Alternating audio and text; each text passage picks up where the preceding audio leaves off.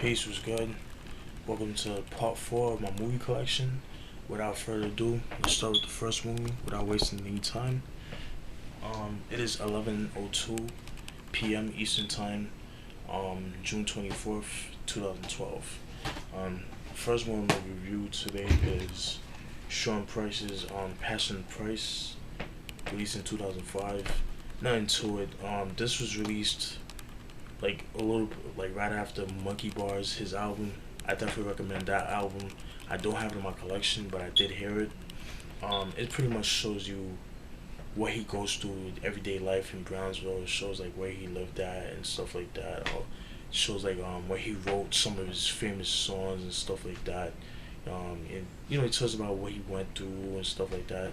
And what's cool about this, it shows like a couple 4 videos. Peep My Words. All of these are songs from the Monkey Bars albums. Peep My Words, Slapboxing, Dope Song, Heartburn slash Onion Head. Because it's like a duo, it's like a 2-part video. Like the first song is Heartburn, Dope Song, and then the next song is Onion Head. But it's like the same video. And then Boom Baye and shit like that. And that's it. If you're a Sean Price fan, definitely pick this shit up. This is released in '05. If you can find it, definitely pick it up. Then we got the movie Clerks. This is the 10th year anniversary. This was released in 1994. This is the 2004 edition, I believe. And this version is actually out of print. This movie's about a guy named Dante who works at a convenience store, and supposedly his boss called him on his day off saying like, had like a family emergency or some shit like that, and like he pretty much had to work his day off, and then like and it's like throughout I'm sorry, it's like I kind of feel bad for the guy that played the role, but he did his thing, but Dante, he had to work his day off and stuff like that. And then he has this obnoxious friend, Randall, who works right next door to him in a video rental store. It's kind of like a Blockbuster, but like a low budget version of like those independent movie rental stores and stuff like that. Well, he works at one. He pretty much does a half-ass job because every time Dante's working there, he just stays, in talking with Randall's, talk with Dante and shit like that. And yeah, and then throughout the whole movie it just builds around the whole store, just like just in a convenience store. It's just pretty much them, like just his hatred for the world and their hatred for customers, and the criticism towards customers and people in general, stuff like that. This is definitely one of my favorite movies of all time. This is Kevin Smith's first movie, from what I understand. He had like a budget of $27,000. That's how much he pulled in. That came from like donations, credit cards and things of that nature. So, I mean, for $27,000, it's not bad. I mean, he did his thing. But if you want to get Clerks, this is the first one. This is the version you want to get. Reason being because it comes with like a whole bunch of features. It comes with 3 discs. I mean, it talks about everything. Like has like exclusive cartoons, like the behind the scenes, cuts, deleted scenes. Behind the scenes. I mean, can't go wrong with this. Like I said, this version is actually out of print. But if you can find it, definitely pick it up. You can go on Amazon or any used DVD store and you find this. But this is Clerks, released in 1984.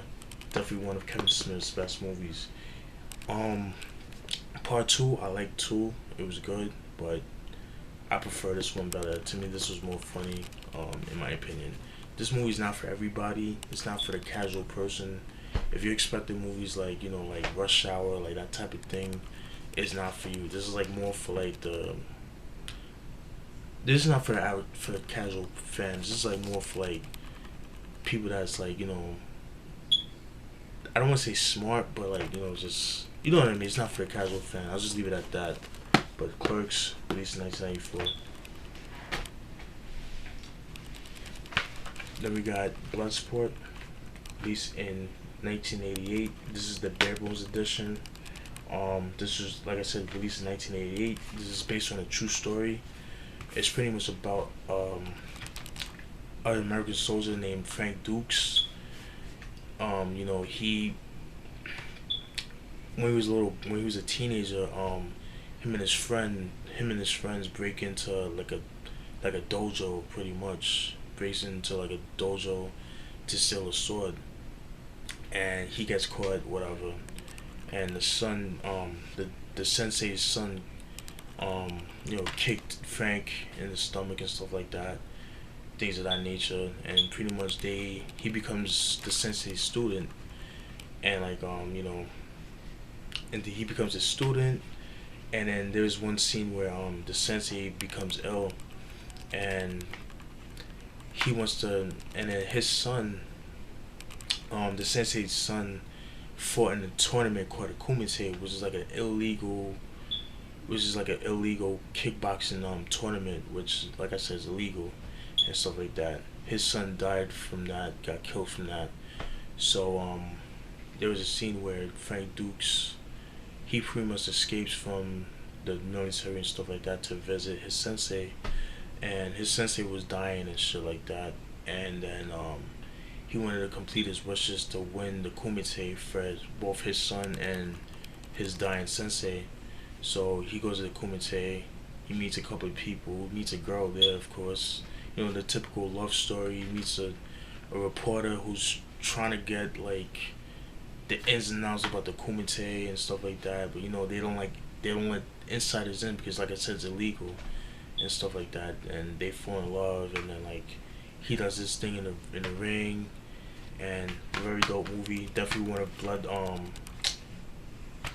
Jean-Claude Van Damme's best movies, in my opinion. Very underrated. I wouldn't say underrated, but it's definitely one of his best movies. I definitely recommend this movie. You can find it, pick it up. Bloodsport. Then we got this movie, Into Deep, released in 1999. Very dope movie. It's a thriller. Well, I wouldn't say a thriller, but it's like a crime drama, I would say. It's pretty much a guy about LL Cool J, played by LL Cool J, who's a notorious drug dealer in the Cincinnati city area. He's a drug dealer from Brick City, Newark, New Jersey. Pretty much, drug dealers, they like to move around and shit like that. But he goes to Cincinnati. He has his whole drug empire is in Cincinnati and stuff like that. And he's untouchable because hence his name. Anytime people try to pin him stuff, you have no proof to get him, to get him down and stuff like that. So you got LL Cool J, Jeff Cole, played by Omar Epps, dope actor, by the way. He's convinced that he could take down God and stuff like that, and he plays as the undercover role and stuff like that. But then, of course, like always, movies like these, when you play undercover, you get too deep into the mission and stuff like that, and it's hard for him to really get out, because it's kind of I would say it's kind of like the hood version of State of Grace. If you've seen that movie State of Grace with Sean Penn and Gary Oldman, very good movie, by the way. That pretty much sums it up, and stuff like that. He meets a girl, Nia Long, very beautiful girl, very lovely female actress and stuff like that. I would say this is like the hood version of State of Grace. What can I say? That's all I could think of. You know what I mean? But this is Into Deep, released in 1999. Go cop it, and dope soundtrack, by the way, too, as well. Pick it up. Then we got Brother Minister, The Assassination of Malcolm X. Al-Haj Malik Shabazz, his real name, or he changed his name. It's pretty much a documentary, a very powerful documentary about Malcolm X. It goes really deep into it. It leaves a lot of unanswered questions, but it makes you think. Like it makes you like, wow, like certain things like you wouldn't catch in a movie or in the books and stuff like that. Like certain things that, like I said, like you wouldn't get in books or in a movie. Like you would get from this DVD. Unfortunately, this is actually out of print and very hard to come by. But the only way I think you can get it is probably like eBay, or if you go to like in the inner cities, like in the hood, like if you go to like the like the Pan African stores and stuff like that, where they sell like a lot of black nationalist DVDs. You could probably find them like over there and stuff like that. That's what I could think of. But this is a very powerful movie. I mean, it really gets in depth into Malcolm X and stuff like that. Um, I was given this to a coworker that I used to work with from back in the day. He passed away, unfortunately. He passed away, I believe, last year. When I used to work at Walmart, back in '06 to '07, we used to kick it a lot. We used to talk a lot about, cause he was a black nationalist and stuff like that. We used to talk about, Malcolm X. We would talk about jazz and shit like that. And he gave this to me, and I really appreciate it. It's really good, really good, really good. I definitely recommend, if you guys are into Malcolm X, or you're into like African American history or American history, or you're into like the civil rights movement, I definitely recommend this documentary. Couldn't tell you enough. Just get this shit if you can find it. And we got this movie, Heart of Dragon, with Jackie Chan and Sammo Hung. This was released in 1985. I like this movie. It's a good movie. It's definitely not. It's like one of my favorite Jackie Chan movies. But it's not your typical Jackie Chan movie. If you're expecting movies like, Super Cop or Police Story, or like, Rush Hour or Shanghai Noon or Rumble in the Bronx, you're gonna be disappointed with this movie, because this movie's not like that. It's like more of a drama, if anything. It's pretty much about two brothers, Jackie Chan and Sammo Hung. Jackie Chan, he's in the SWAT team in China, and the Hong Kong SWAT team or whatever, and stuff like that. And then like he has to take care of his brother, because his brother Sammo Hung, he plays as a mentally ill kid, mentally ill man who has a mind of a 5-year-old and stuff like that. So he has nobody to take care of him except for Jackie Chan. And Jackie Chan's dream was to become a sailor. He's got a notification like, oh, you've been accepted to be a sailor, but he can't, because he has to take care of his brother and stuff like that. And also like he was training for he was training for the SWAT team. He was in the SWAT team, but he decided to step down to a CID, which is kind of like more like it's like a step down from being in the SWAT team and stuff like that. And to take care of his brother, because if he was in a SWAT team, he would have to be like, he can't have like no contact with family and friends and stuff like that. You know how that go and stuff like that. But it's a very good movie, very touching. I would say this is the Chinese version of Rain Man, or movies like Rain Man or Of Mice and Men, if you guys are familiar with that and stuff like that. I would say more like Of Mice and Men, I would say so for myself. And just to see Sammo Hung, how he played that role, I mean, he did his thing. I love the score of the movie and stuff like that. He really does his thing.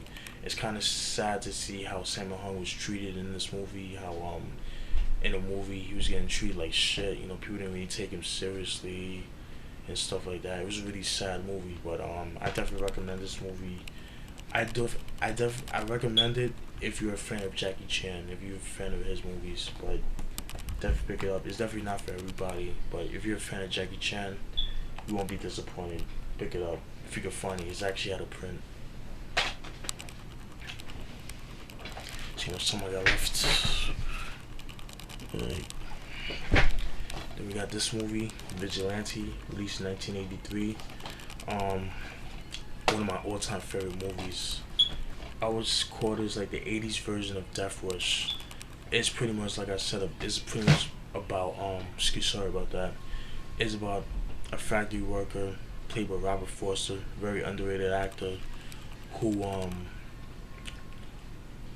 like his his wife and kids got attacked by this gang and stuff like that, and the gang's leader is Willie Colon, very very famous salsa singer from the '70s and '80s and stuff like that.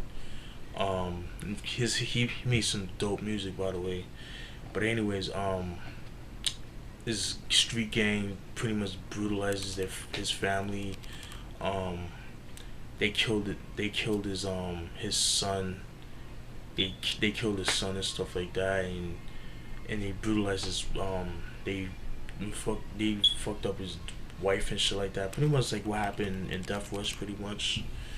And his wife left him and shit like that. So like he's like just angry and shit like that. So he's trying to find a way to seek for revenge. So he has a group of friends from his job who are is a group of vigilantes and stuff like that, and hence name Vigilante. And just trying to get back to people who's just doing them wrong and stuff like that. And he's just trying to get back to the people that's responsible for his son's death and stuff like that. Definitely very good movie, very gritty, dark. If you're a fan of exploitation films like I am, I'm trying to actually get more of them shits. Definitely pick this up. This is the Bare Bones edition. They actually re-released this on Blue Underground. Excuse me. They re-released it on Blue Underground, so I'll definitely be picking that up on Blu-ray as well. So definitely if you're a fan of like movies like Death Wish and shit like that, I definitely recommend this movie. Definitely one of Bill Lustig's best movies. And also Joe Spinell is actually in this movie, but he plays like a corrupt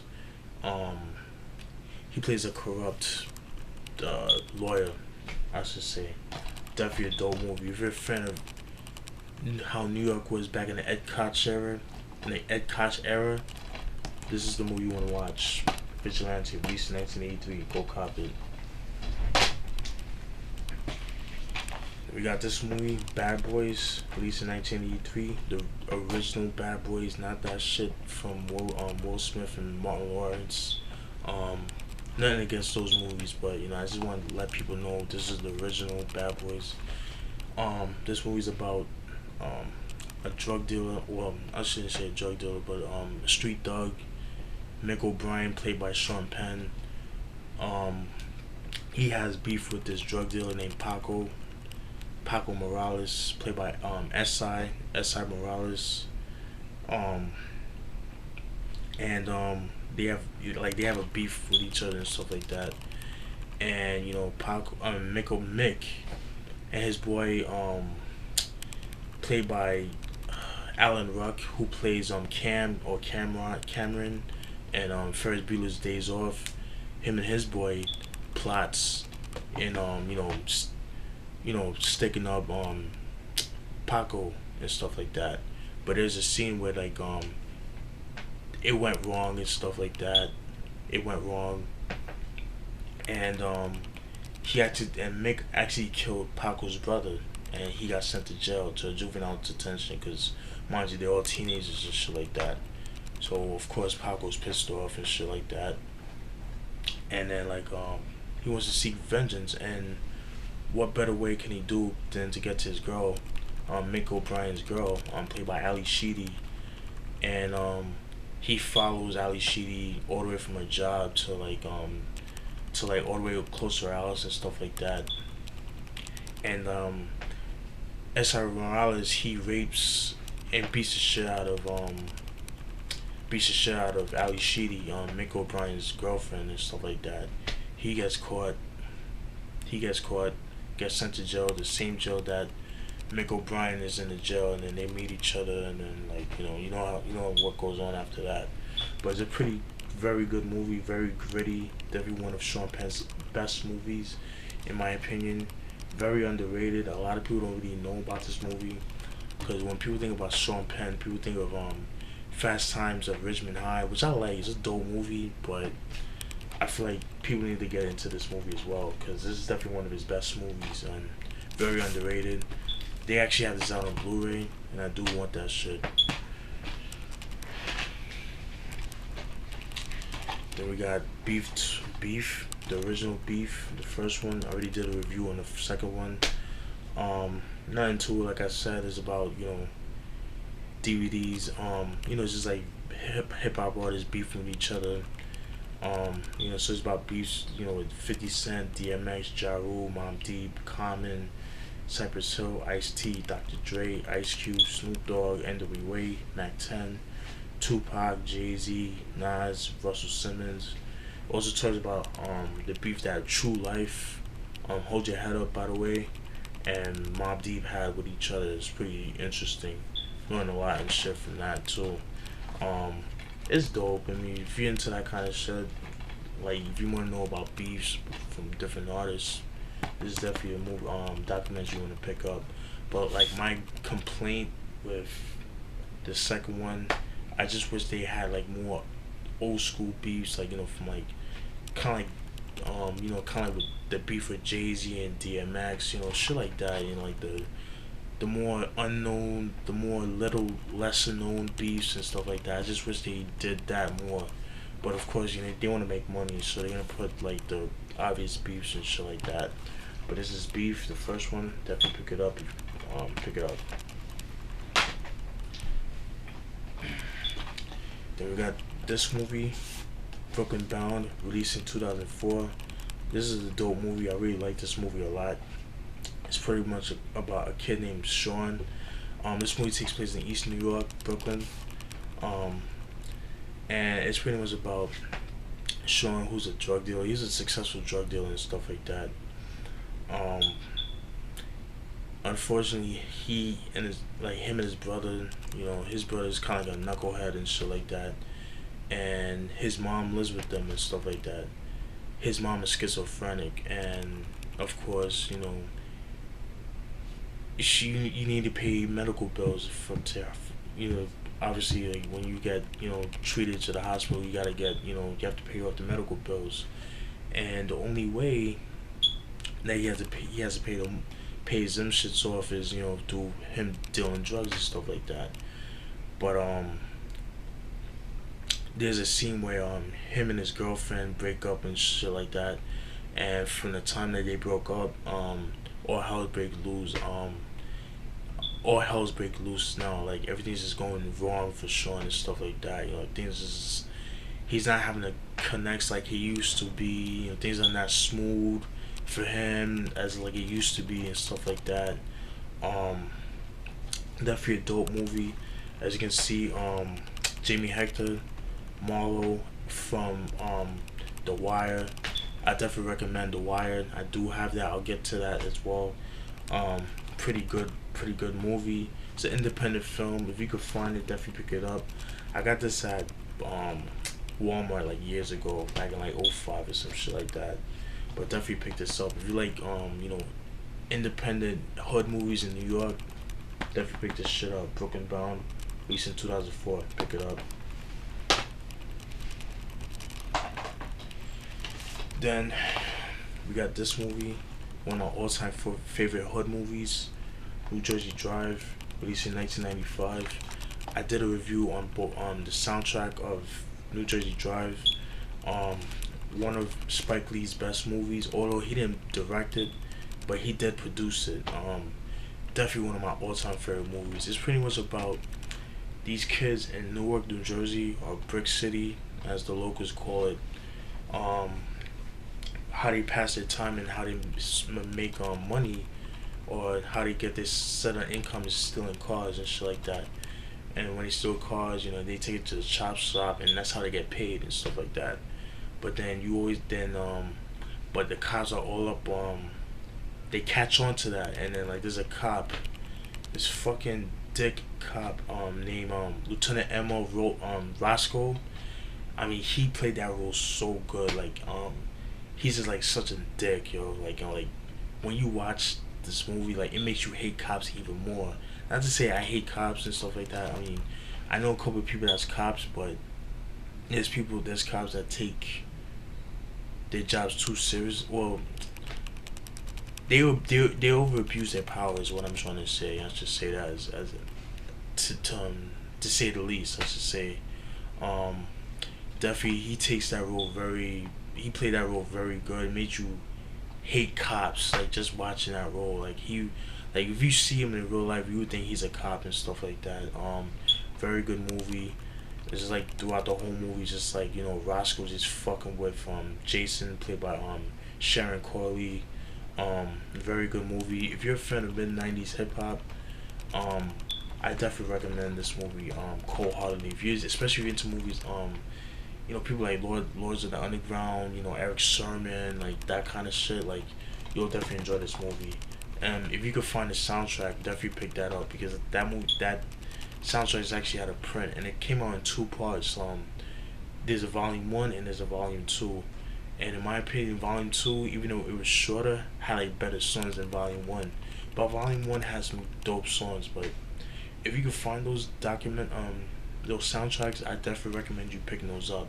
Especially if you like mid '90s hip hop and R&B as well, and reggae too as well. Um, I definitely recommend this movie. Very underrated. Has kind of a cult classic feel to it. It's considered like a cult classic, I should say. But I'm kind of glad it's not recognized as other movies because like when you have certain movies that get overexposed and people kill it and make it corny, you know how that goes. So I'm kind of glad it has like the status that it has now. You know what I mean? But this is New Jersey Drive, released in 1995. Definitely pick this up. This is the Bare Bones edition. They just re-released it a couple years ago. They need to release it on Blu-ray. I definitely they should definitely, and I hope they do. But New Jersey Drive, pick it up. Last but not least, let me see how much time I got left. Last but not least is Old Boy, released in 2004. No, 2005 I should say. It's a Korean movie. It's a psychological thriller. It's about a guy who has a wife and daughter and stuff like that. He's a womanizer and stuff like that. And one night, he gets kidnapped. Like he's out with his daughter and stuff like that. He gets kidnapped by some mysterious people and stuff like that. He was held captive for 15 years and stuff like that. But then after that he gets released. Suddenly he just gets released. Excuse me. And shit like that.